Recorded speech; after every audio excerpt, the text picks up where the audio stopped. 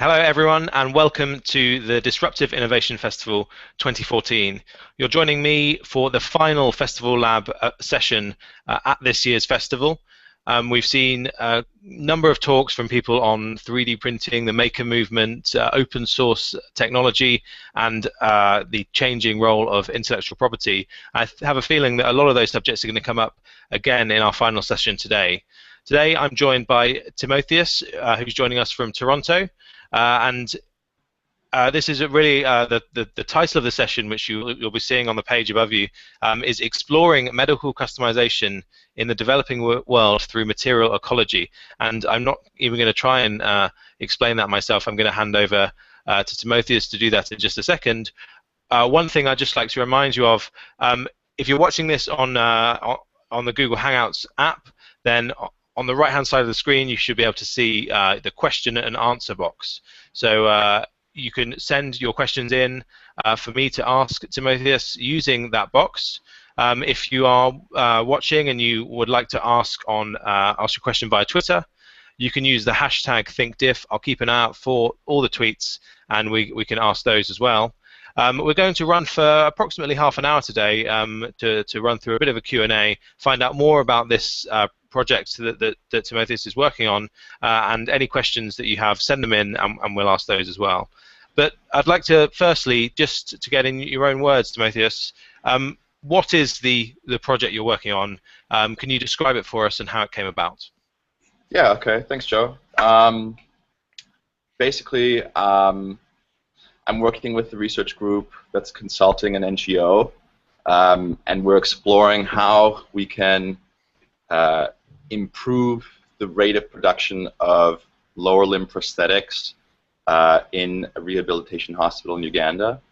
Right now, they use a process developed by the International Committee of the Red Cross that uses polypropylene thermoplastic sheets and some standardized polypropylene components.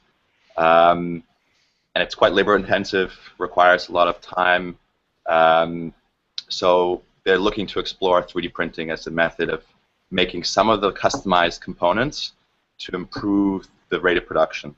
My involvement in the project, so to be clear, they're using 3D printed prosthetics, 3D printers to create the socket for the prosthetic, which is the interface to the patient.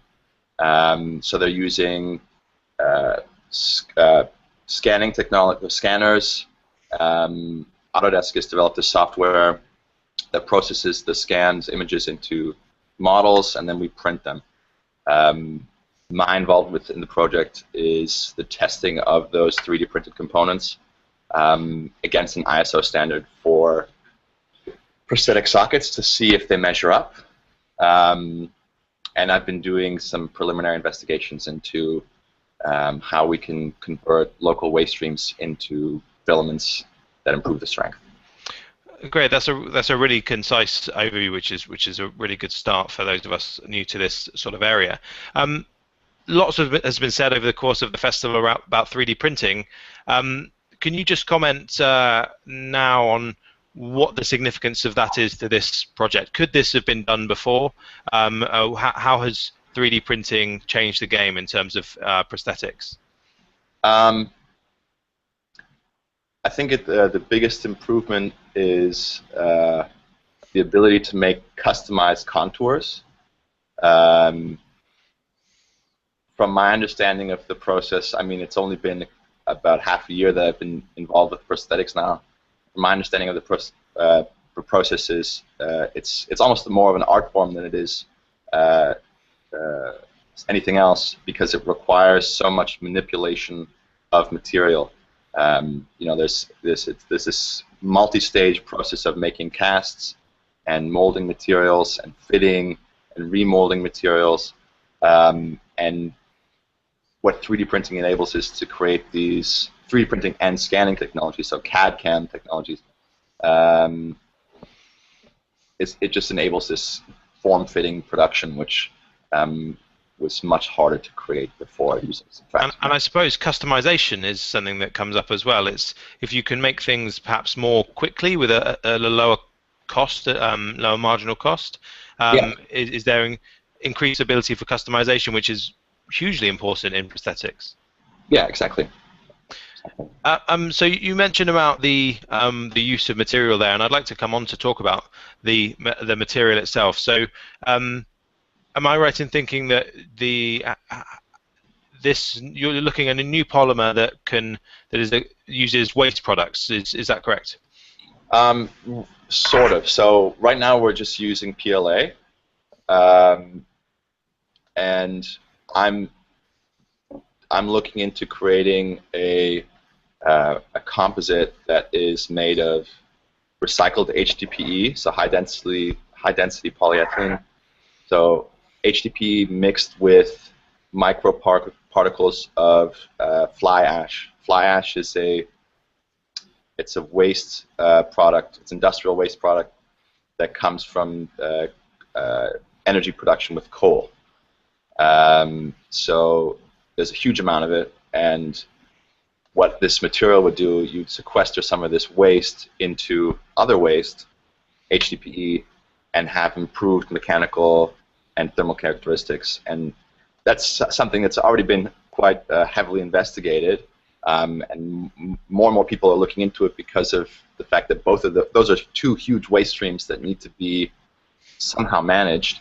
But what I'm trying to figure out how to do is convert that into a filament. And the reason why the improved characteristics are important, A, well, the mechanical characteristics, we want to make a stronger prosthetic, but B, the thermal characteristics, adding those, the fly ash reduces thermal expansion.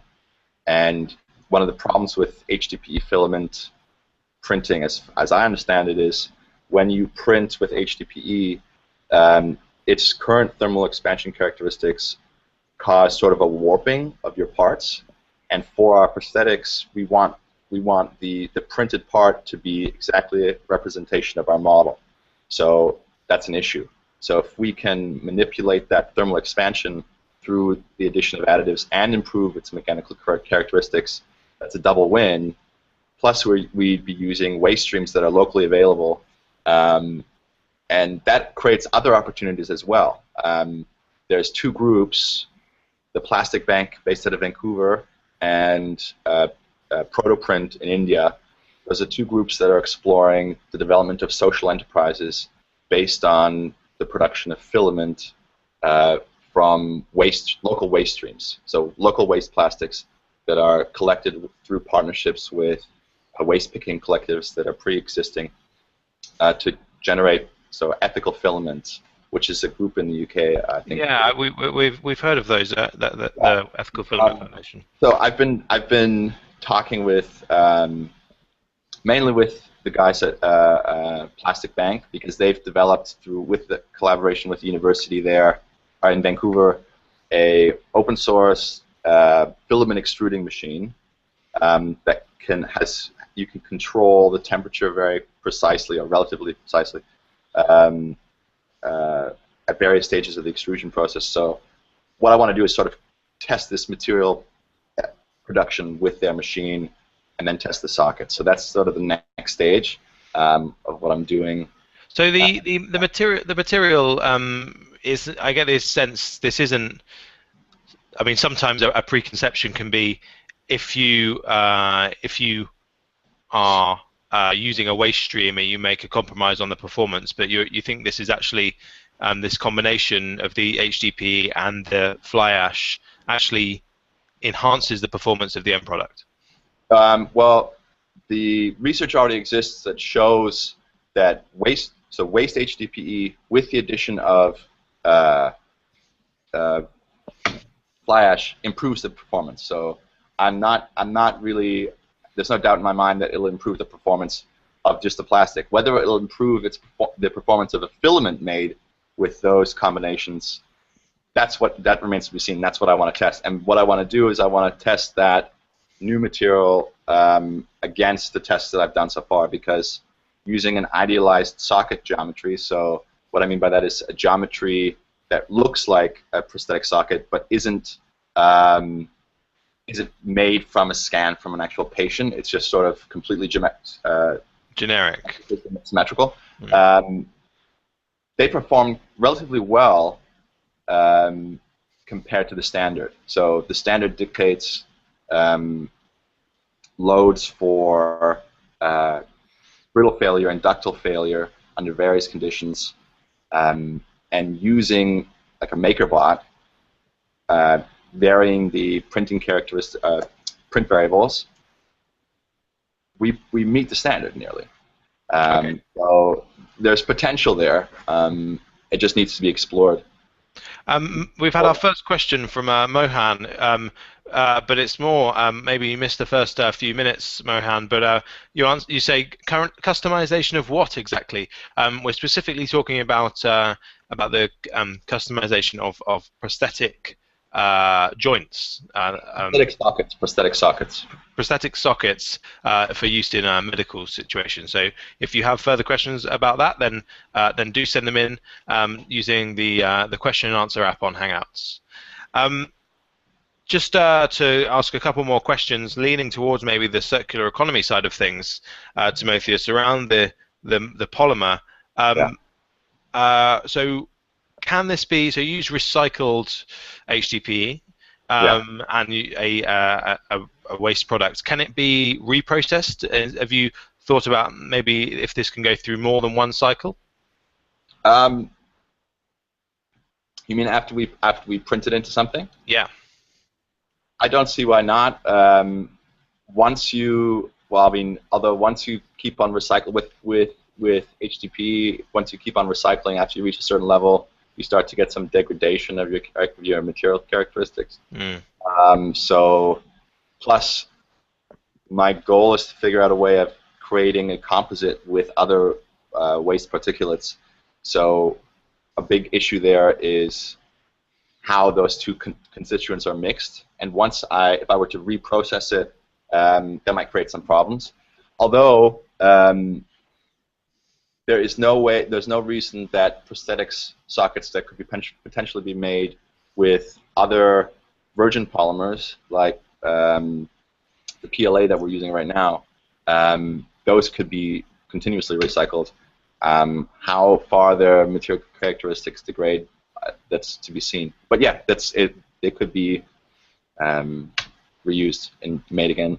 It's true. And I know you are, from our chats in the past, you are familiar with the circular economy. It's an idea that you've as interested you before this chat today. And so one of the core principles of a circular economy is that there are two distinct cycles: biological and technical. Now, the combination of fly ash with the high-density polyethylene, is fly ash a technical or biological material as you see it? I would consider these technical nutrients. Okay, so they're still going through that cycle, but one thing that maybe some circular economy designs try and prioritize is the separation of materials. And do you foresee any difficulty with these different types of materials being mixed up and maybe resulting in an impure stream of material? Yeah, I think anytime you mix stuff together and you can't take it apart, you're creating an issue potentially. And I mean, that's one argument why we should maybe stay with biopolymers, like stay with PLA, because under some conditions you can return that to an ecosystem, like it's biodegradable under certain conditions. But the combination that I've chosen is purely out of looking at two huge resources of waste and how to get more out of them. But you're right. There would be a problem with being able to recover those if you wanted to. I see it as a waste management thing, not necessarily trying to create a new circular stream. You know.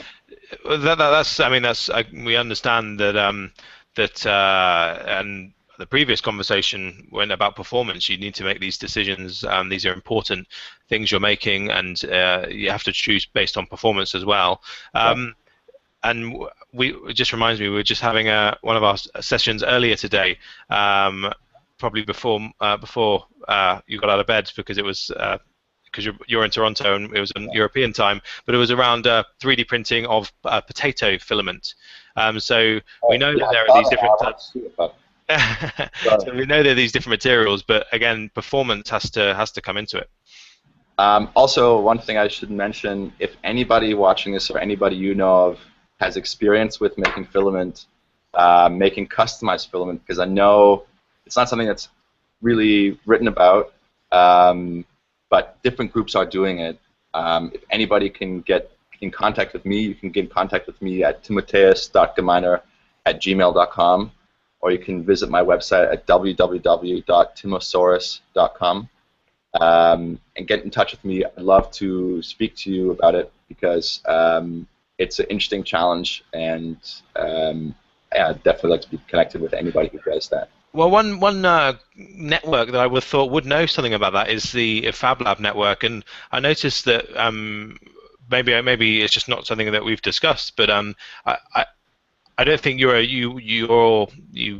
class yourself as being from a FabLab or maybe a member of the FabLab network. Are you engaged with that maker community? Well, the Semaphore group at the University of Toronto is part of the School of Information, and they are involved with the maker community in Toronto.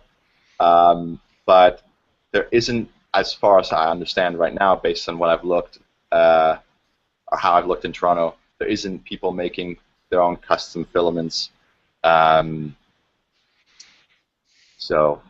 yeah, that actually would be good for me to look into the FabLab community. I haven't really thought about asking them, but that's a great idea. Yeah. So I want to come on to another big part of what you have been doing with this project and around standards.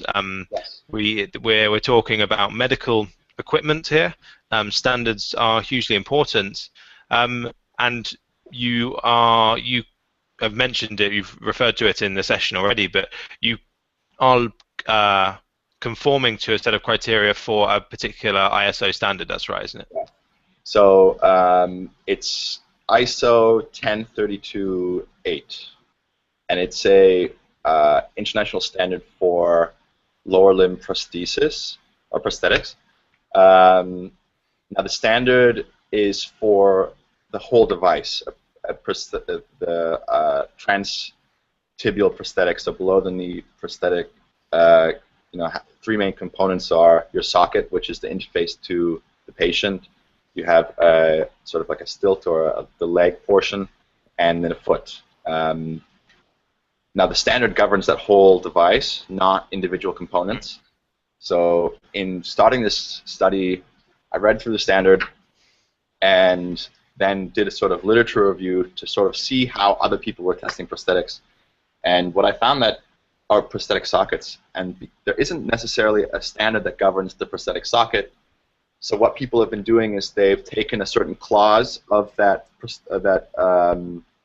standard, and they've been using that to test different types of prosthetic sockets with different types of technical materials. So I sort of replicated. I replicated their tests so that that my results conform as much as possible to what due diligence is right now. Yeah. So we had a question on that topic from Jules, who says, when you're challenged on quality and robust testing, how do you respond? I mean, are you at that stage yet in the project where you're taking it into the sorts of environments where people are challenging you about the quality? Quality is the first question, not just for other people, but for us. So I should be clear that, I mean, these aren't going on people, not yet. It's in the initial stages. It's really just a question to explore it. Can we make it to a standard where it is acceptable? So that's the biggest question for us and everyone involved. is how can we develop it to the point where it is acceptable for standards in the West and in the developing, or not just the West, but anywhere in the developed and the developing world. Because quality of care is, equity and quality of care is the issue. So yeah, there's a lot of work that still needs to be done before we can guarantee that it's meeting quality. And the I don't know if I really answered the question. No, well, I mean, maybe we take it to another angle. Yeah. One of the points you make in the in your submission to the Smart Cycles Challenge, which is how this came about, is about the open source nature of this. So the schematics would be shared, and hypothetically anyone could print this.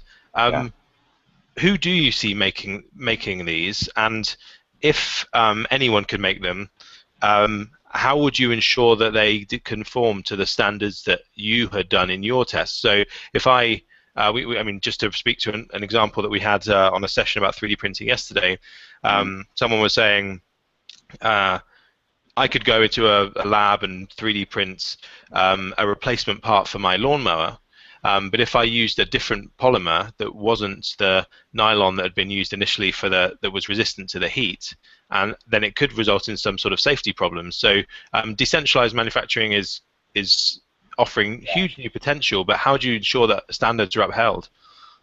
That's a really good question, because that was actually one of my interests in coming into this project to begin with, because my background is in engineering, and I've worked in, I worked for Rolls-Royce in Germany. We were making engines, and aerospace components are heavily regulated. Nothing changes very quickly because of wanting to maintain a standard of quality. And if everybody can make anything, if you have designs for structural components for your car that you can just print out in your garage, it raises all these issues of accountability.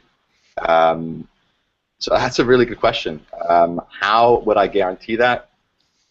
I think it comes down to, I mean, this maybe would create some debate, but how do you regulate the designs, you know?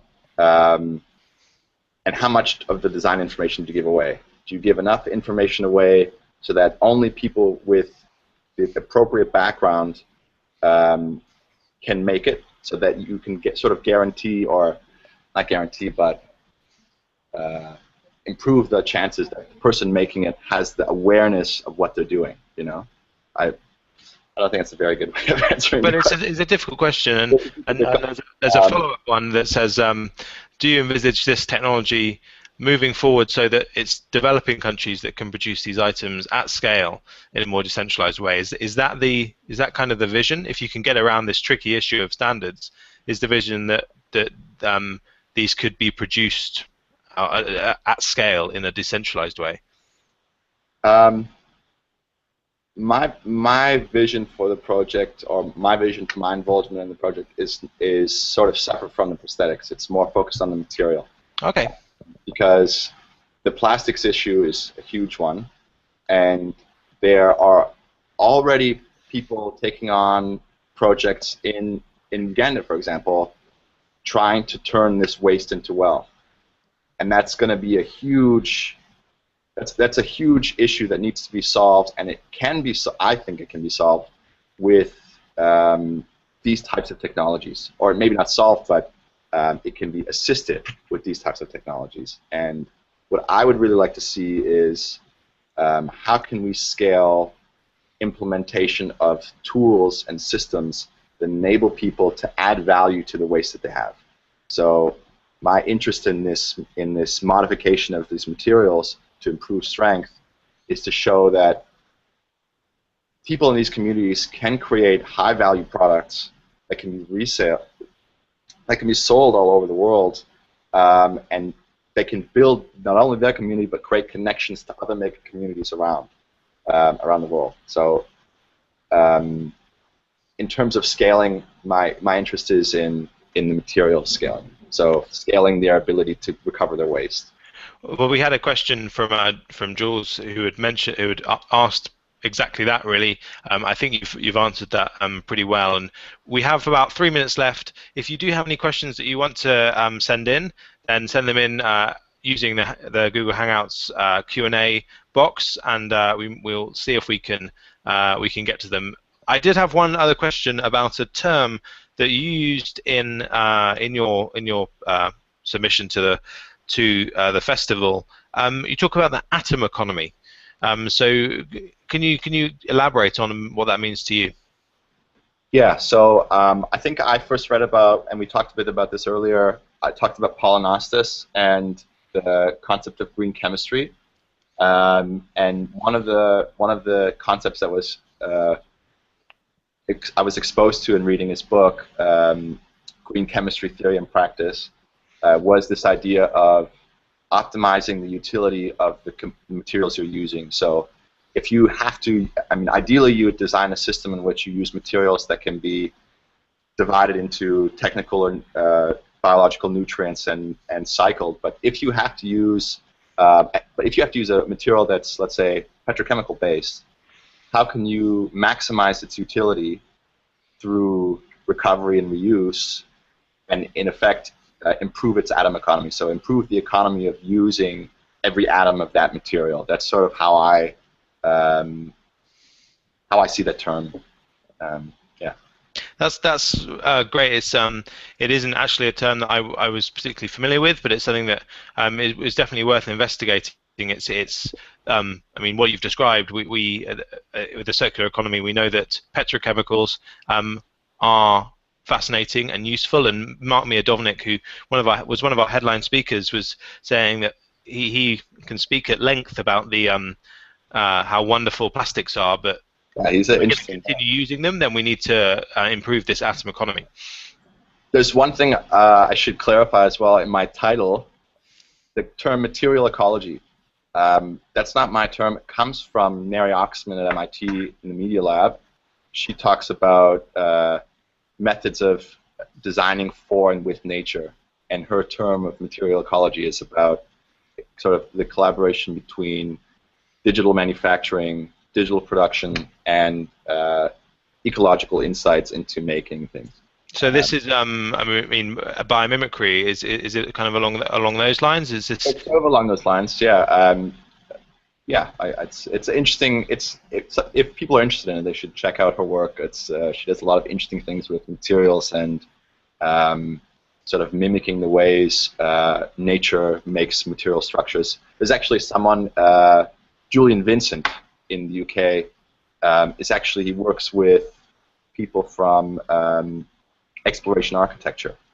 Oh, so we recently had Michael Paulin speak at our, yeah. Julian Vincent is very interesting in how he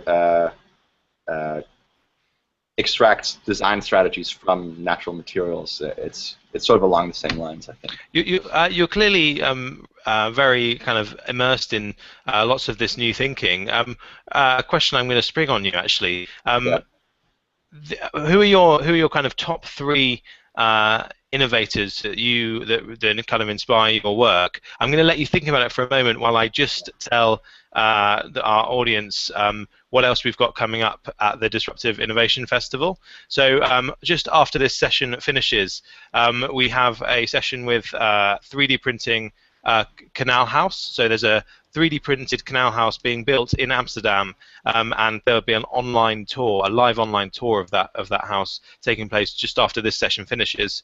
And as always, you can continue any discussion for the Disruptive Innovation Festival in the cafe. So you can find that at thinkdiff.co or tweet us at #thinkdiff. Just another mention. This is the last day of live events at the festival. Thank you for joining us. But we have 30 days of catch-up to watch all the sessions again. So head online to see if the session is available to watch. But Timotheus, your top three innovators, who inspires you? I'd say William McDonough, Mary Oxman, and you just mentioned him, Michael Paulin. I read his book, Biomimicry and Architecture, about a year ago.